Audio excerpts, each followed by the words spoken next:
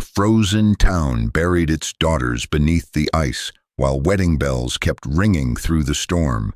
Before anyone uncovered the truth, an old black horse already refused to leave the frozen lake behind Whitmore Manor. The rider thought Frost Hollow was just another starving winter town, until he met a girl willing to sell her own future to keep her family alive. A powerful landowner fed the town for years, but fear slowly turned kindness into chains nobody dared break. While the storm grew worse, Ghost kept protecting the same frightened girl, like the horse could sense death hiding beneath the snow. Tonight's story is about loneliness, survival, and how people sometimes confuse love with control when they are terrified of losing everything. Before we ride into Frost Hollow, tell me where you're watching from, and don't forget to like, subscribe, and ride with the Rider and Ghost tonight. The Rider had seen many towns trying to survive winter, but Frost Hollow looked less like a town and more like a place slowly surrendering to the cold. Snow buried the fences halfway to the ground, chimneys coughed weak smoke into a pale gray sky, and every wooden building wore a layer of frost thick enough to dull color itself. The first storm of the season had arrived early, and the wind carried the kind of cold that made even healthy horses hesitate. Ghost almost never hesitated. The old black American quarter horse walked slower than usual as they entered the town road. The 16-year-old horse still carried a powerful frame beneath the scars and age, but the winter wind moved through the tangled dark mane, while Ghost's ears twitched constantly toward the far side of town. The faded white star on the horse's forehead stood out beneath falling snow. Ghost's breathing remained calm, yet something in the animal's posture felt wrong. The horse kept glancing toward the frozen lake behind the town, as if hearing something the rider could not. The rider adjusted the collar of the long, worn leather duster around his neck and watched the townspeople through narrowed gray-brown eyes. Frost Hollow should have been lively tonight. Lanterns hung across the main street. Fresh pine branches decorated windows. Church bells echoed through the snow every few minutes. A wedding was coming, but nobody smiled. Women carried bread and flowers with tired hands. Men hammered wooden posts without conversation. Children stayed close to their mothers instead of running through the snow. Fear sat quietly inside the town like another winter storm waiting to arrive. The rider had learned long ago that silence often meant people were surviving something they no longer had strength to talk about. Ghost suddenly stopped moving. The rider turned slightly. The horse stood motionless in the road, staring directly at the church tower. The wedding bells rang again, and Ghost's muscles tightened beneath the old saddle. Not panic, not aggression, unease. Then the horse looked toward the frozen lake beyond the distant pine trees. "What do you hear?" the rider muttered quietly. Ghost did not move. A wagon rolled past carrying white fabric and winter flowers. Two women sitting inside the wagon lowered their eyes immediately when they noticed the rider watching them. One of them quietly made the sign of the cross. That was when the rider noticed the wedding shop. Warm yellow light spilled from the windows onto the snow. A pale figure stood inside beside a mirror draped with white cloth. The rider tied Ghost outside the nearby stable rail and stepped toward the shop. The bells above the door rang softly as he entered. The warmth inside smelled like candle wax, wool, and old cedar wood. Dresses hung from wooden racks along the walls, though most looked repaired and reused many times over. Frost Hollow was too poor for luxury. A young woman stood near the mirror while an older seamstress adjusted the sleeves of a wedding gown. The girl could not have been older than 19. Long copper-brown hair fell loosely over her shoulders in soft waves, still damp from snow. Her pale skin carried the exhausted look of someone who had not slept peacefully in a long time, but it was her eyes that held the rider's attention. Blue-gray and beautiful, yet hollow with quiet resignation. Rose Bennett. She looked at herself in the mirror the way prisoners sometimes looked through cell bars. The older seamstress noticed the rider first and gave him a cautious nod before quietly leaving the room to fetch more fabric, perhaps sensing strangers sometimes needed privacy more than conversation. Rose turned slightly. "You're not from here." Her voice was soft, polite, controlled. "No. You should probably keep moving before the roads close." The rider studied her carefully. "That what you want?" Rose almost smiled, though sadness crushed the expression before it fully appeared.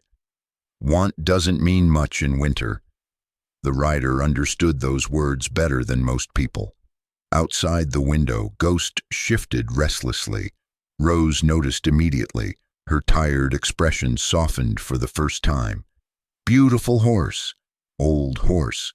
The rider expected Ghost to remain distant, the way the horse usually behaved around strangers. Instead, when Rose stepped carefully outside moments later and reached toward the horse's face, Ghost lowered the large, black head without resistance.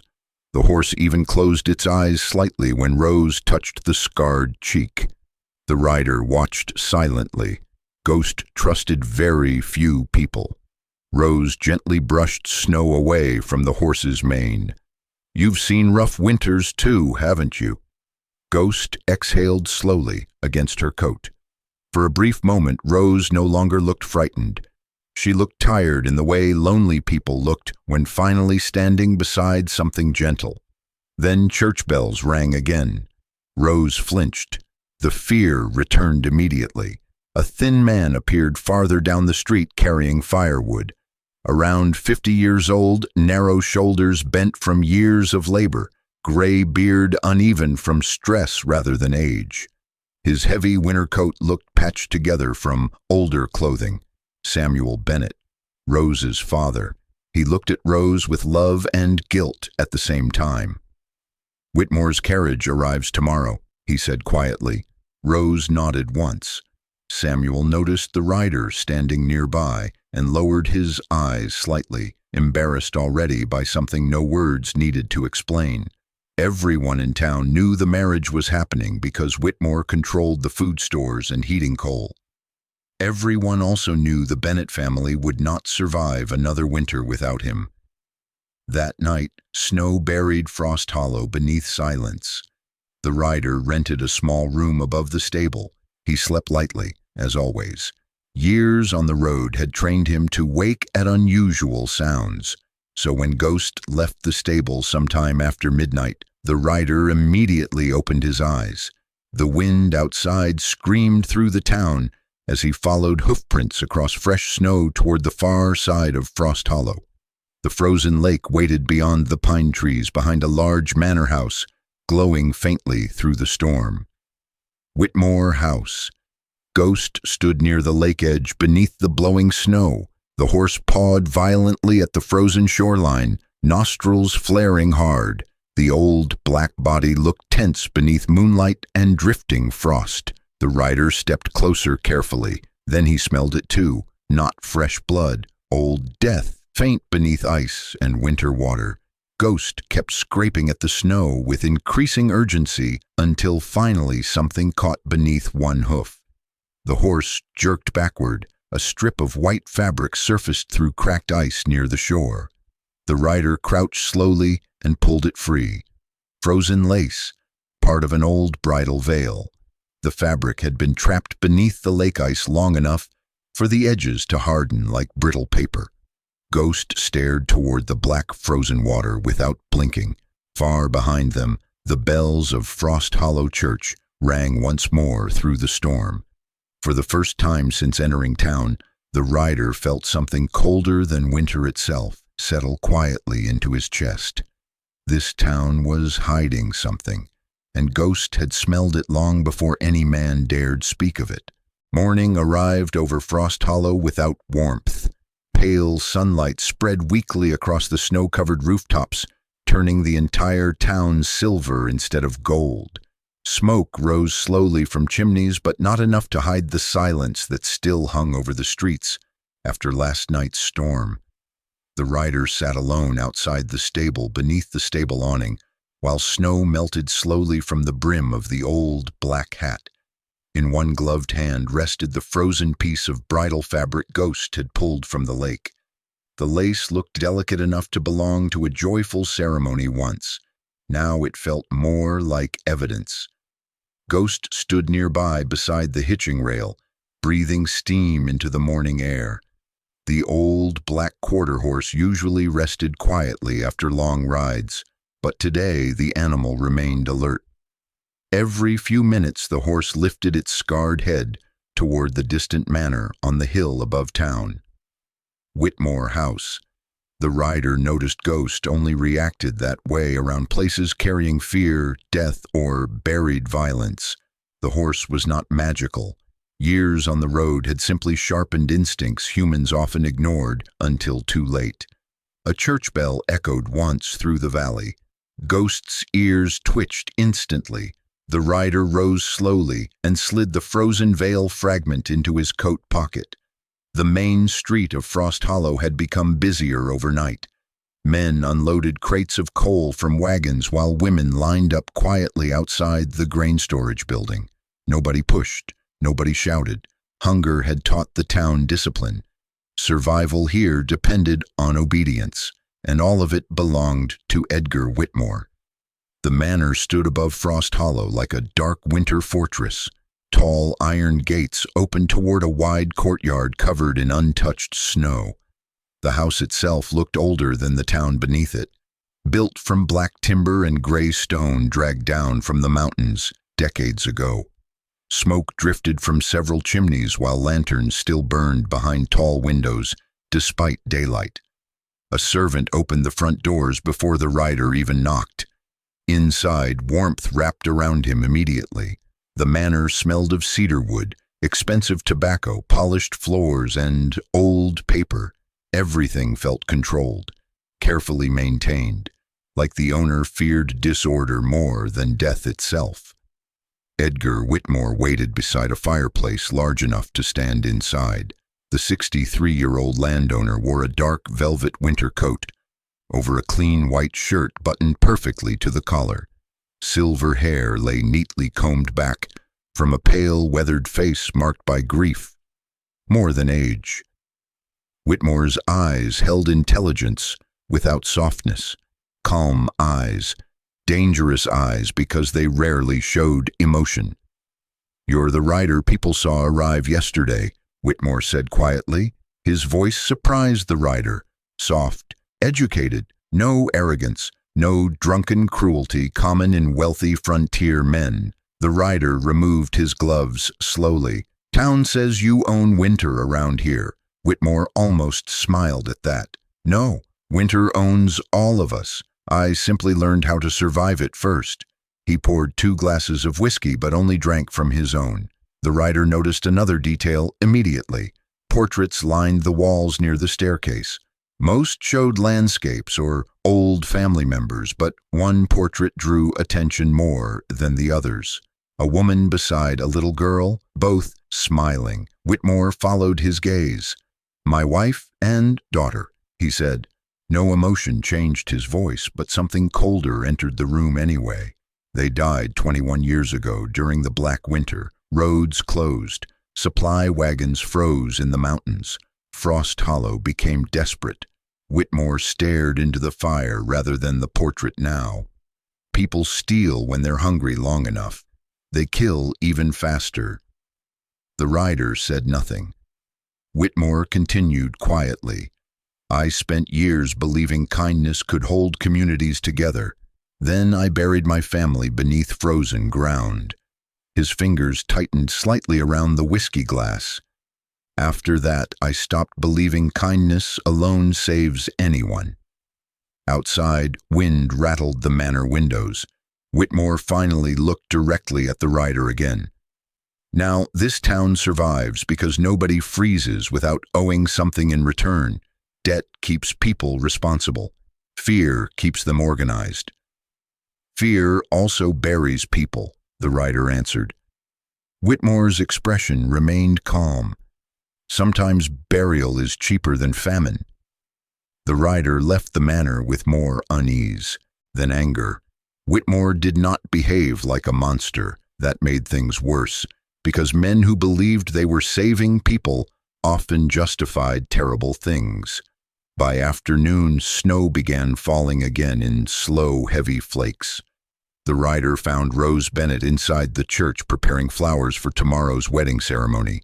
Without the wedding dress, she looked younger, smaller somehow. Her oversized wool coat hung loosely around her thin shoulders, while strands of copper-brown hair escaped beneath a knitted scarf. She looked exhausted.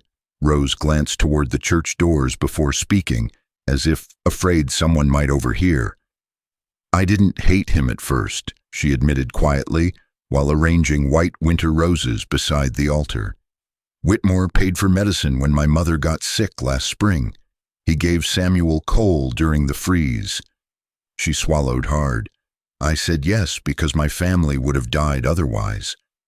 The rider leaned against a wooden pillar silently. Rose's hands trembled slightly while tying ribbon around the flowers. "Then I met a girl named Clara." "Who was Clara?" "She worked at the manor 2 winters ago. Whitmore called her a housekeeper." Rose stared downward now. "One night Clara told me she wanted to leave Frost Hollow before spring. After that—" Rose hesitated. Nobody ever saw her again. Outside the stained glass windows, snow drifted sideways through gray skies. "Sheriff said she probably froze during a storm," Rose whispered. "People disappear here sometimes." "But you don't believe that?" Rose looked up slowly. Fear lived openly in her eyes now. Before she could answer, Ghost suddenly appeared outside the church doors. The rider frowned immediately. He had tied the horse behind the stable earlier. Ghost pushed through the blowing snow toward the church steps, breathing heavily. The old black horse rarely ignored commands unless something deeply unsettled the animal. Then Ghost turned away from the church entirely and stared toward the frozen lake, hard, urgent. The rider followed without speaking. Rose came too.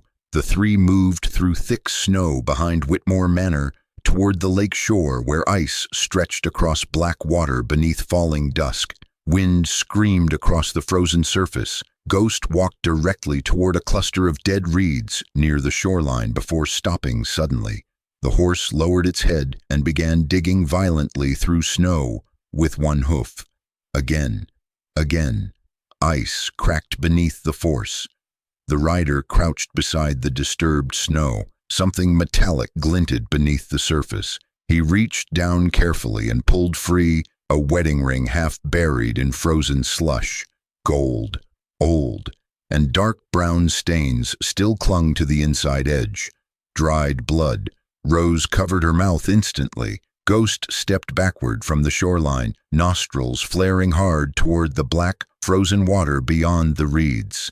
The wind carried silence across the lake. Not peaceful silence, buried silence. The rider stared at the ring in his gloved hand while snow slowly gathered across the ice around them.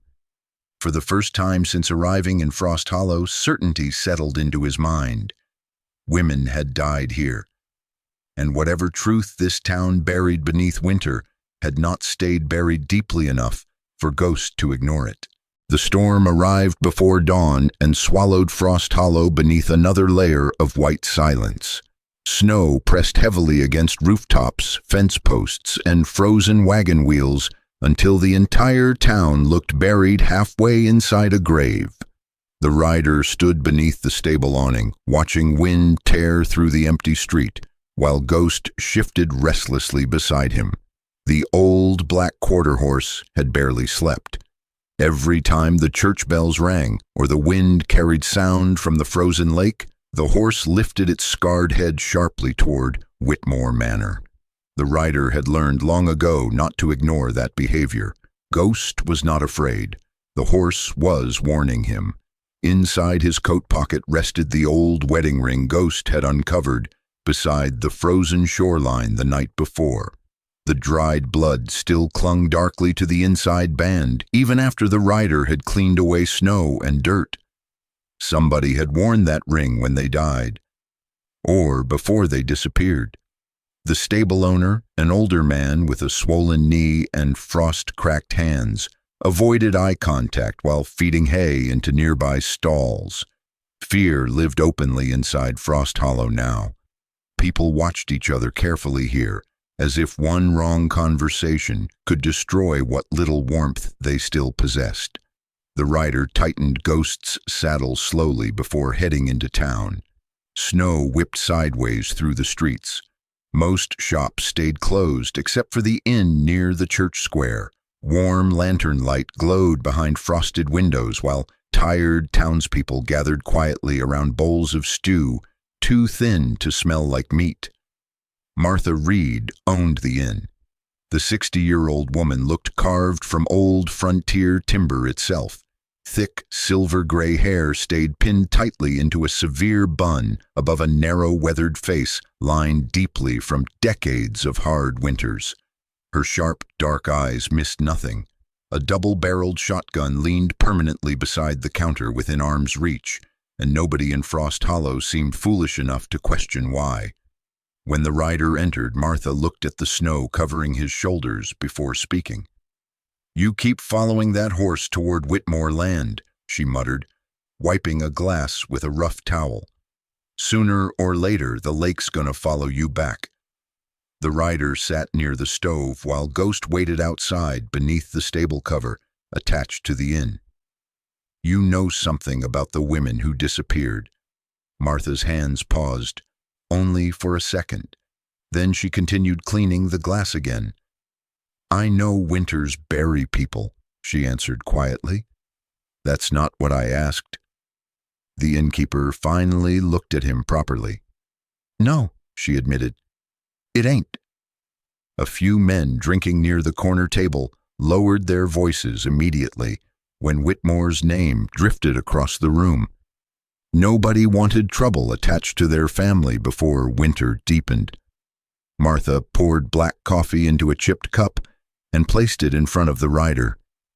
"Years ago," she said softly, "girls started arriving at Whitmore House. Some were promised marriage, some worked as housekeepers, some just needed food and shelter." Her jaw tightened slightly. "Then one day they'd be gone." "Gone where?" "That's the problem." Martha leaned closer. "Nobody knows." The rider studied her carefully.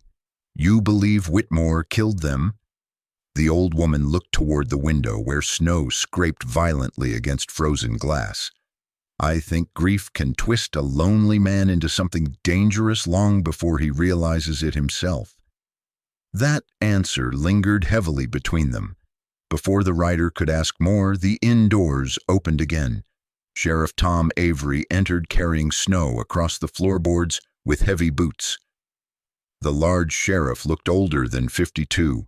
Years of exhaustion had thickened his body, while deep red veins spread through tired eyes beneath heavy gray brows. His thick, silver mustache could not hide the permanent tension pulling at his face. He smelled faintly of whiskey beneath cold air and leather. Tom removed his gloves slowly when he noticed the rider sitting near the stove. "You've been asking questions," the sheriff said. "Town's got answers buried under ice." Tom stared into the stove fire for several seconds before sitting opposite him. "Whitmore ain't innocent," he admitted quietly, "but Frost Hollow's alive because of him." Martha looked away sharply. Tom continued. 20 years ago, people froze to death. Here, every week, Whitmore brought food caravans through mountain passes nobody else would cross. His tired fingers rubbed against the coffee mug. "Folks owe him their lives." "And the missing women?" The sheriff's expression darkened immediately. "I investigated twice." His voice lowered. "No bodies, no witnesses. Nothing except rumors and frightened stories."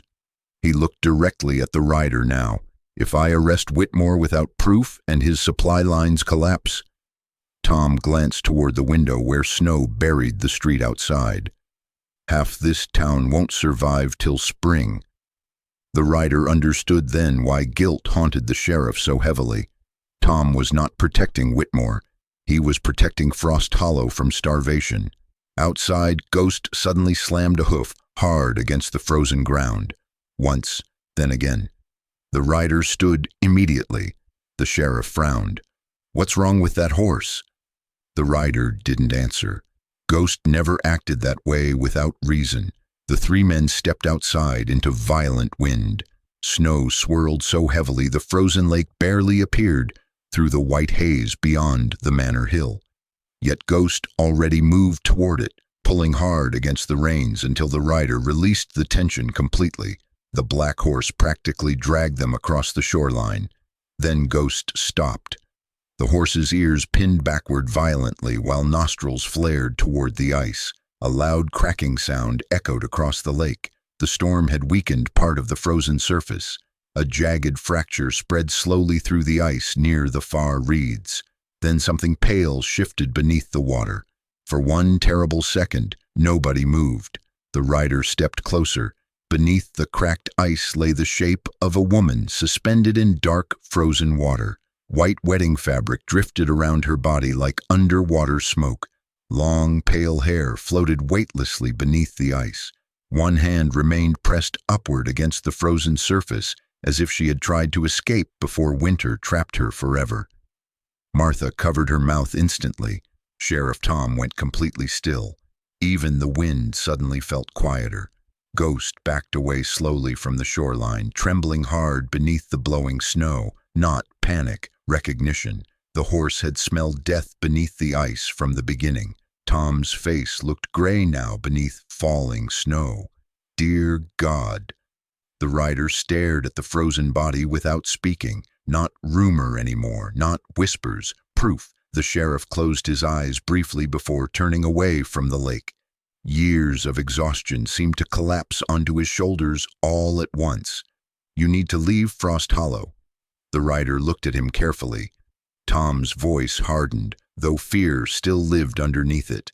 "Before dawn, take your horse and ride south." His eyes drifted toward Whitmore Manor, standing dark above the storm. Because if this town turns against Whitmore now, winter's gonna kill more people than that lake ever did. Ghost kept staring toward the frozen water, while snow buried fresh tracks around them. And somewhere beyond the storm, church bells rang again through Frost Hollow, cold, lonely, almost like morning. The storm worsened after sunset. Snow hammered Frost Hollow so heavily the streets disappeared beneath shifting white drifts, and the wind howled through the valley, hard enough to shake shutters loose from buildings. Lanterns swayed violently outside the church while people hurried home before darkness fully swallowed the town. Nobody wanted to remain outside during mountain storms like this. Too many people in Frost Hollow had frozen to death, only a few yards from safety over the years. Inside Martha Reed's inn, Rose Bennett sat beside the upstairs window wrapped tightly in an old wool blanket. Candlelight softened the sharp fear in her pale face, but exhaustion still hollowed her blue-gray eyes. She had barely spoken since the lake revealed the frozen woman beneath the ice earlier that day. The rider leaned against the wall near the door while Ghost rested in the stable below. The old black quarter horse had not calmed either. Even now the horse stomped occasionally beneath the stable roof whenever wind carried sounds from Whitmore Manor. Rose stared out into the blizzard. "If I stay," she whispered, "I become another ghost buried under snow." The rider remained quiet. He understood fear better when people said it softly. Rose tightened the blanket around her shoulders. "I used to think Whitmore was saving us." Her voice cracked slightly for the first time. "When my mother got sick, he brought medicine himself. When our cattle froze, he sent coal." Tears gathered in her eyes, though she fought them hard. "I kept telling myself everyone else was wrong about him." Outside, thunder rolled somewhere beyond the mountains. Then Rose finally admitted the truth she had been carrying, alone. 3 weeks ago, I found Clara's scarf inside the manor basement. Her breathing trembled now. Whitmore told everyone Clara left town during spring thaw. Rose looked down at her hands, but the scarf still had frozen blood on it. Silence settled heavily inside the room. Below them, Ghost suddenly snorted sharply. The rider moved toward the window. A carriage approached through the storm, black horses, iron lanterns, Whitmore. Rose stood instantly, panic flooding her face. He knows I'm here. Before the rider could answer, the indoors downstairs slammed open beneath the storm wind. Heavy footsteps crossed the floorboards. Martha Reed's angry voice echoed upward. "You don't drag girls out into blizzards, Whitmore." Then came Whitmore's calm reply. "She belongs with her family." Rose backed away from the staircase like a trapped animal. Fear transformed her completely now. Not dramatic fear, real fear, the kind that lived deep inside the body after sleepless nights and too many locked doors. The rider opened the rear window quietly. "Stable," he said. Rose looked at him. "Now." The two slipped into the storm while voices rose downstairs. Snow slashed sideways across the alley behind the inn as they hurried toward the stable. Ghost immediately lifted the scarred black head the moment Rose appeared. The horse moved toward her without hesitation. Rose grabbed the saddle while struggling to breathe calmly. "Samuel won't survive winter if I leave. You won't survive it if you stay." For a second, Rose looked ready to break completely. Then another sound cut through the storm. A child screaming. Rose froze instantly. "My brother!" The rider turned sharply toward the Bennett farm, uphill across town. Orange light flickered through the snow. Fire. The barn. Wind carried sparks violently through the storm, while townspeople shouted somewhere beyond visibility. By the time they reached the farm, flames already swallowed half the roof. Horses screamed inside the smoke-filled structure, while men struggled uselessly against frozen water pumps. Samuel Bennett stumbled through the snow, coughing hard, face streaked with soot and tears.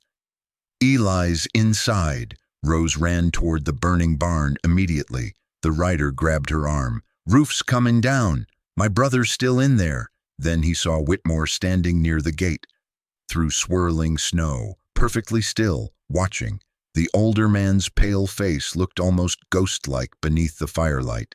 Snow melted across his black velvet coat while orange flames reflected in cold eyes, filled not with rage, but desperation. "You leave now," Whitmore shouted through the wind, "and the storm kills all of you before sunrise." Rose stared at him in disbelief. Whitmore stepped closer. "I can still protect this family. By trapping them?" The rider answered sharply. Whitmore's composure finally cracked. "People leave," he snapped suddenly. "Everyone leaves eventually." The storm roared louder around them. Whitmore's voice lowered again, quieter now, more dangerous because pain lived openly inside it. "My wife left our cabin during the black winter to find food for our daughter." Snow clung to his silver hair while firelight shook across his face. They froze less than 2 miles away. His jaw tightened violently.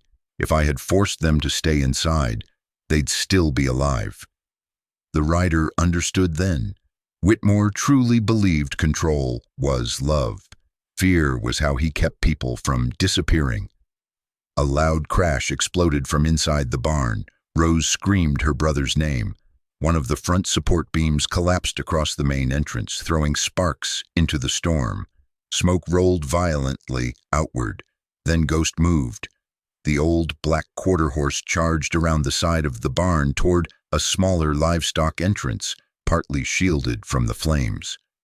Not reckless, instinctive, the horse avoided the worst fire while forcing through weaker sections of burning wood. "Ghost!" the rider shouted, but the horse already vanished inside the smoke. Moments later, terrified horses burst from the side entrance into the snow. Then came Ghost again, coughing hard through smoke while dragging a half-conscious young boy by the coat sleeve between powerful teeth. Eli Bennett. The The 10-year-old child barely moved beneath soot-covered blankets and ash. Thin, pale, shivering violently. Rose collapsed beside him, crying. Then the roof groaned. The rider looked up just as part of the burning structure gave way behind Ghost. He lunged forward instantly, grabbing the saddle straps and pulling with everything he had as flaming timber crashed downward. Pain exploded across his shoulder when falling debris clipped him into the snow. Ghost stumbled hard beside him. The horse's left shoulder struck burning wood before rolling free into the blizzard. People rushed forward finally. Samuel carried Eli toward the house, while Rose stayed beside Ghost in the snow. Tears froze across her face as she touched the horse carefully. Burned flesh scarred the black shoulder beneath wet snow and ash. Ghost trembled from pain but still lowered the tired head gently against Rose's chest. The rider knelt beside them, breathing heavily through smoke and snow. Across the yard, Whitmore stood motionless near the burning barn. Not triumphant, not angry, only horribly alone. The storm swallowed the rest of Frost Hollow behind him, while flames reflected in his eyes like memories he could never escape. And for the first time, the rider realized the most dangerous thing about Edgar Whitmore was not hatred. It was loneliness twisted into possession. The fire left Frost Hollow smelling of smoke for days. Even after the snow buried the burned remains of the Bennett barn, the scent lingered in the wind, drifting through town like a reminder nobody could escape. Blackened beams stuck from the snow beside the ruined farm, while frozen ash covered nearby fences. People walked quieter now when passing the Bennett property. Some looked at Rose with pity. Others looked away entirely. Frost Hollow had started whispering again, and whispers were dangerous in towns built on fear. Inside Martha Reed's inn, Ghost lay beside the stove, wrapped partially in old wool blankets. The burn across the horse's left shoulder had swollen badly beneath darkened skin. Every movement caused the old quarter horse visible pain, yet Ghost still lifted the scarred black head each time Rose entered the room. The rider cleaned the wound carefully, using warm water and whiskey, while snow tapped softly against the windows. Ghost never once tried to bite or pull away. Rose knelt beside the horse quietly. Her pale fingers moved gently through the tangled black mane, while tears rested constantly beneath tired blue-gray eyes that no longer slept at all. "You should hate me too," she whispered one night. Ghost lowered the large head into her lap. The rider watched silently from the nearby chair. People often confess things easier beside animals than other humans. Rose's voice trembled softly. "I said yes to Whitmore before anyone forced me." Her eyes stayed fixed on Ghost instead of the rider. "Eli was sick. My mother couldn't stand without coughing blood." She swallowed hard. "I kept telling myself sacrifice meant love." Outside, wind moaned through Frost Hollow like distant mourning. Ghost's ears twitched suddenly toward the door. Heavy footsteps approached. Samuel Bennett entered slowly beneath layers of snow and exhaustion. The 52-year-old farmer looked 10 years older after the fire. Smoke stains still darkened his rough winter coat, while his already thin face had sunk deeper with guilt and sleeplessness. His cracked hands shook slightly as he removed his hat. Rose immediately stood. Neither spoke at first. That silence hurt more than shouting ever could. Samuel stared at the burned shoulder on Ghost, before finally looking at his daughter. "Eli's breathing better," he said quietly. "Doctor thinks he'll live." Rose nodded once. Samuel tried to step closer but stopped halfway. "I never wanted this for you." Rose's expression hardened painfully. "But you still let it happen." The older man lowered his eyes instantly. The rider could see the exact moment Samuel finally stopped lying to himself. Not about Whitmore, about his own choices. Samuel sat heavily near the stove and rubbed trembling hands together. When the black freeze came 3 winters ago, his voice sounded old now. We buried neighbors every week. Some froze, some starved. Snow hissed softly outside the windows while he spoke. Whitmore gave us flour when nobody else had food left. Rose stayed silent. Samuel continued anyway because guilt, once opened, rarely stopped spilling. I heard stories about girls leaving the manor. His voice nearly broke. But people disappear in mountain winters all the time. Storms take people. Ice takes people. Tears finally gathered in his tired eyes. I kept telling myself those rumors weren't real because if they were... He looked directly at Rose for the first time. Then I sold my daughter knowing something terrible could happen. The room fell completely still. Rose looked as though the last fragile thing holding her together had finally snapped. Not because Samuel hated her, because he loved her enough to betray himself trying to save everyone else. The rider understood that kind of pain too well. Desperation made ordinary people commit slow acts of cruelty they carried forever afterward. Ghost suddenly stood. The movement startled everyone because the horse's injured shoulder should not have allowed it so easily. Yet Ghost ignored the pain entirely and limped toward the door, then stopped directly in front of Rose. A deep, low sound rumbled softly from the horse's chest. Warning, the indoors opened a second later. Whitmore entered. Snow clung to the older man's dark velvet coat, while cold wind swept into the room behind him. He looked more exhausted than before. Dark circles shadowed pale eyes that no longer carried their usual calm control. Ghost immediately stepped between Whitmore and Rose. The burned shoulder trembled visibly beneath the horse's weight, but Ghost refused to move. Whitmore noticed. For a moment, something strange crossed his face. Not anger, recognition, like he understood the horse better than anyone else did. "You think I'm trying to hurt her?" Whitmore said quietly toward Ghost. The horse pinned its ears back. Whitmore looked at Rose carefully. "I came because Frost Hollow's turning against itself." His voice sounded tired rather than threatening now. People stop trusting each other during winters like this. That's when towns die. Rose stared at him with hollow disbelief. "Women died in your house." Whitmore's expression tightened painfully. "I never wanted anyone dead. That doesn't mean they survived." Those words struck harder than shouting. Whitmore looked away first. Then Ghost did something unexpected. The horse limped toward the inn door again, nostrils flaring sharply toward the storm outside. The rider immediately stood. "What is it?" Ghost pawed once against the floorboards. "Urgent." The rider grabbed his coat without another question. Snow hammered Frost Hollow under gray skies as Ghost led them back toward the frozen lake despite the injured shoulder.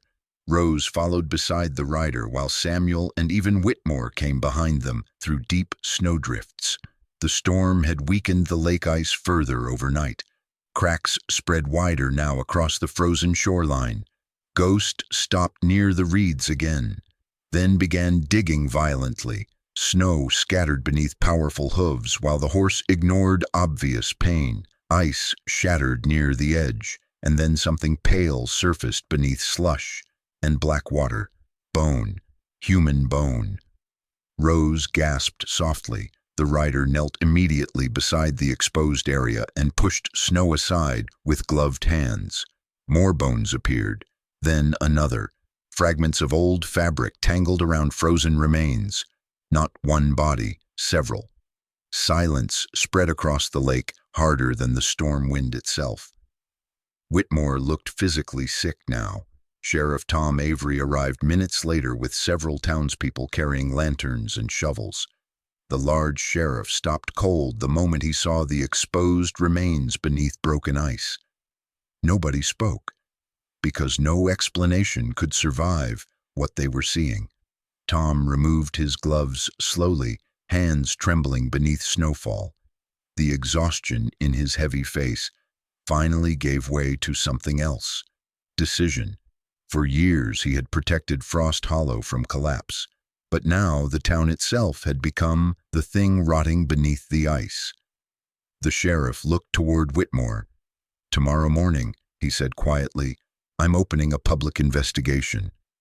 Whitmore did not argue, did not defend himself. He only stared at the frozen remains beneath the lake while snow gathered silently across his shoulders. And for the first time since the rider arrived in Frost Hollow, Edgar Whitmore looked like a man finally realizing grief had turned into something far more terrible than loneliness. The final storm arrived like the end of something ancient. For 3 straight days, snow buried Frost Hollow beneath white silence, while church bells stopped ringing entirely. Wind tore through the valley hard enough to bend trees sideways, and the frozen lake behind Whitmore Manor groaned beneath shifting ice like the mountain itself was waking beneath winter.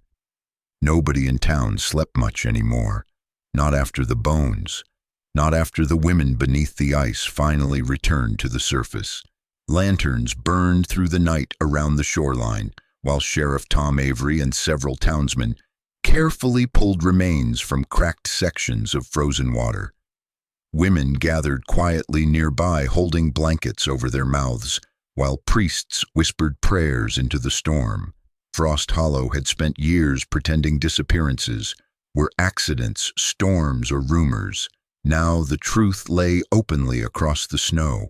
Old wedding dresses, frozen letters never mailed, silver combs, hair ribbons, wedding rings, pieces of lives nobody had wanted to remember. Inside Martha Reed's inn, nobody spoke loudly anymore. Even the children moved carefully, as if afraid sound itself might break the town apart completely. Ghost rested near the stove while Rose cleaned the horse's burned shoulder gently with warm cloth and medicine.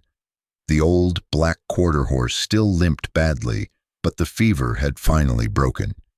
Each time Rose touched the horse, Ghost lowered the scarred head quietly against her shoulder, like the animal understood pain too well to fear kindness anymore. The rider sat near the window sharpening a knife slowly, while snow rattled against the glass. Outside, Frost Hollow no longer looked afraid of Whitmore. It looked ashamed of itself. Samuel Bennett helped other farmers unload food crates into the church now. For the first time in years, families had begun pooling winter supplies together instead of hiding them behind locked doors. Fear had kept the town alive for too long. Now people looked exhausted by what survival had turned them into. Rose stared into the fire quietly. "I used to think love meant sacrificing yourself for everyone else," she whispered. The rider glanced toward her but said nothing.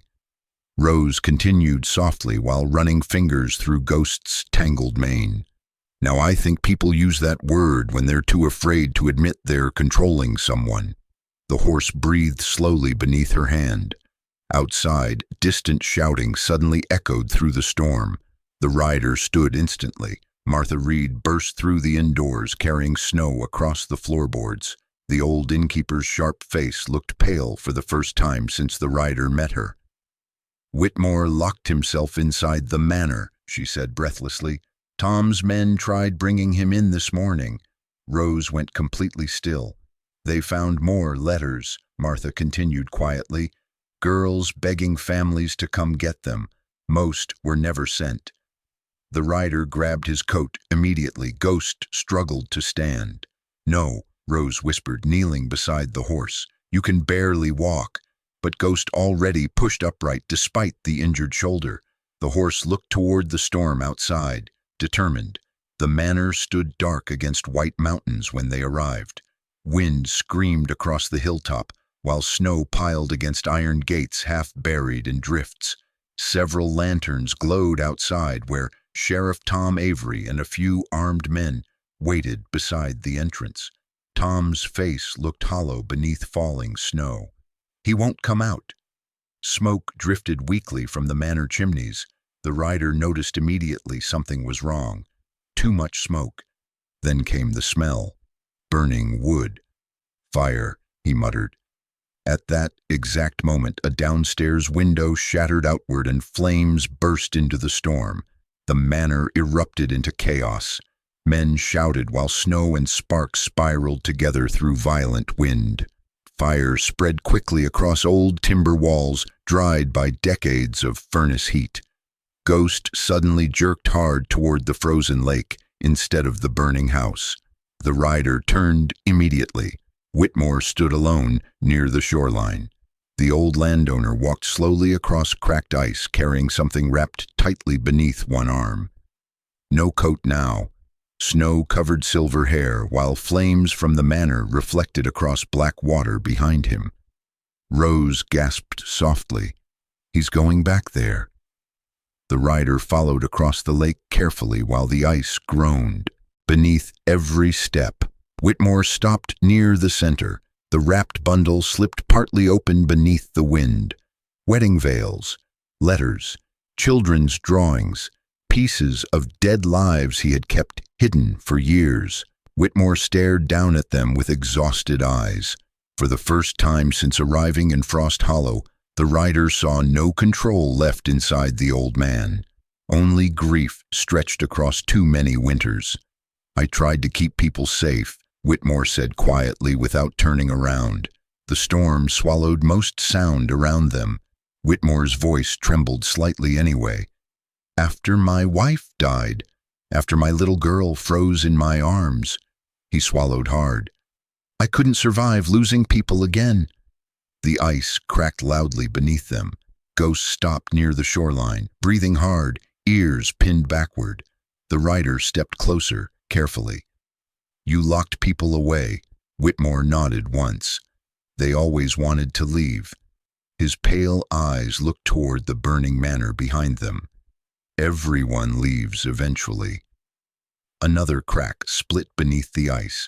Dark water surfaced through widening fractures. Whitmore finally looked at the rider directly.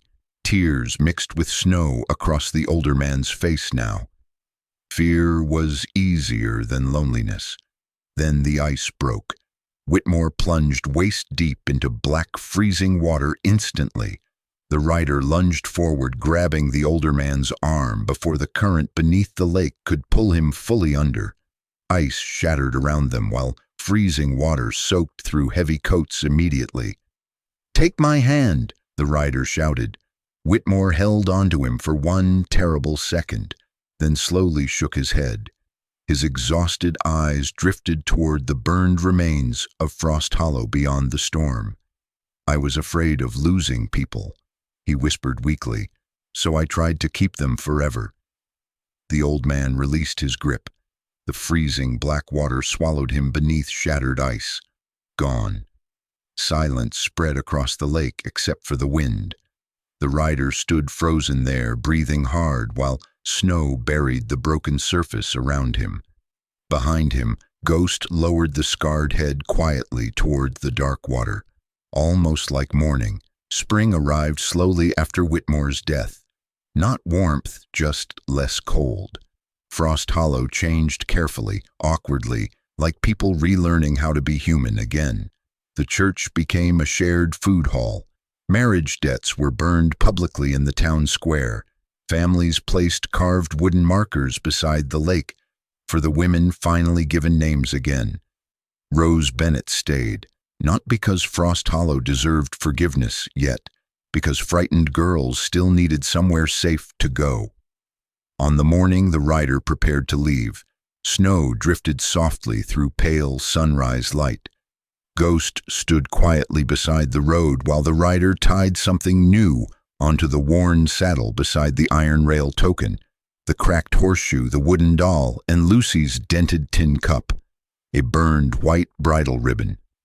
Rose watched silently as winter wind lifted the ribbon gently beside Ghost's dark mane. "Do you ever stay anywhere?"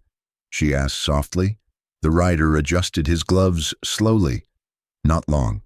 Ghost limped forward carefully as they rode out of Frost Hollow beneath the fading storm clouds.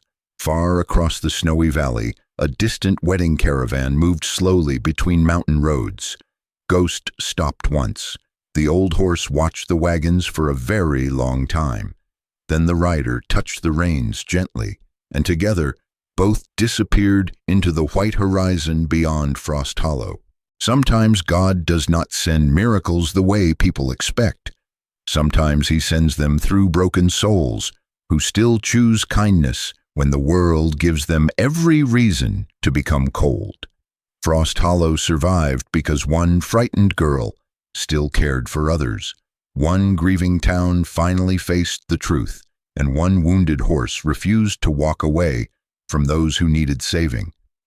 In real life, many people around us are carrying silent winters inside their hearts.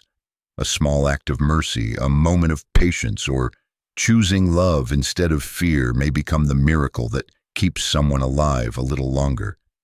If this story touched you, share where you are watching from in the comments, and tell us what part of the journey stayed with your heart the most. Don't forget to like, subscribe, and ride with the Rider and Ghost for the next story. May God bless everyone watching tonight, protect your family, heal your hidden pain, and guide you safely through every storm ahead.